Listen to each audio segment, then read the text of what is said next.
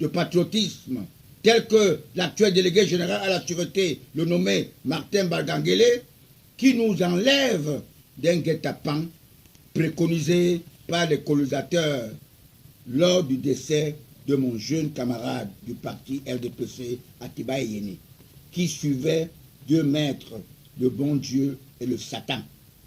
Vous dites que Paul Biya est vieux.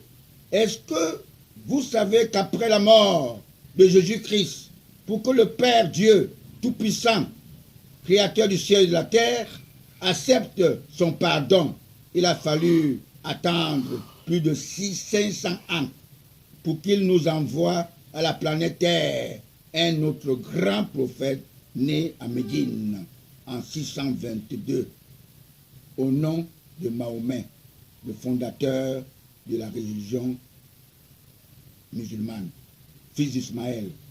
Alors que Paul Biya n'a que 85 ans, tout mignon. Vous dites qu'il est vieux. Par rapport à qui? Le président Robert Mugabe, qui ne voulait pas l'homosexualité dans son pays, le mariage gay, vous l'aviez poussé à démissionner. Pour conclure, mes très chers frères en Christ, la crise anglophone n'avait pas de raison d'être. À Tanganji, nommé ministre, et docteur Dorothy Njema, qui était vice-chancellor de l'université de Buea, ce sont ceux-là qui ont sémé la zizanie et que mon champion s'est confié à ses ennemis d'hier pour aller éteindre le feu. Et ils y allaient en ajouter.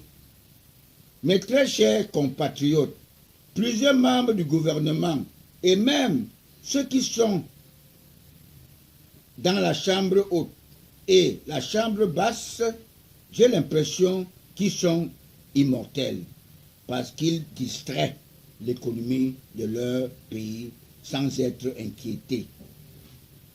Mon inquiétude est que je n'aimerais pas que nous ayons l'ingérence étrangère dans notre pays pour résoudre nos problèmes, car le linge sale se lave en famille.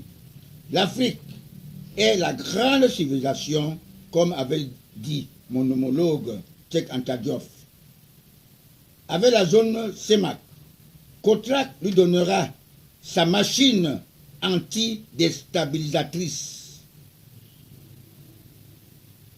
qui est spirituelle, dotée par les bons anges de Dieu, les mêmes bons anges qui ont placé notre champion à la tête du Cameroun.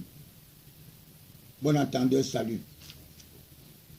Confidence du politologue spirituel au peuple camerounais.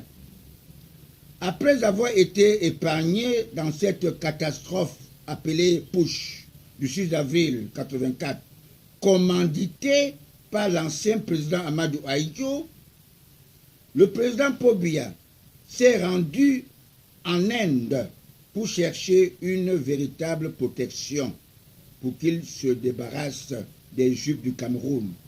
On lui propose le général Binaim Peke, qui fut flatteur à l'époque, comme moi, Maître Machoukourou. Son objectif fut uniquement de faire naître les nouveaux riches, hommes d'affaires de sa famille. Mon champion a oublié que trop de familiarité engendre le mépris. Beaucoup de ses frères allaient s'habiller dans la même boutique que lui, et même certains dans son gouvernement se croyaient indispensables avec de gros diplômes. Ils confondaient le bien public à leurs dépendants.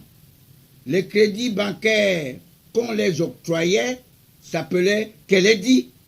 Keledi veut dire en Ewondo, va manger. Notre frère est chef d'État. Le pays nous appartient.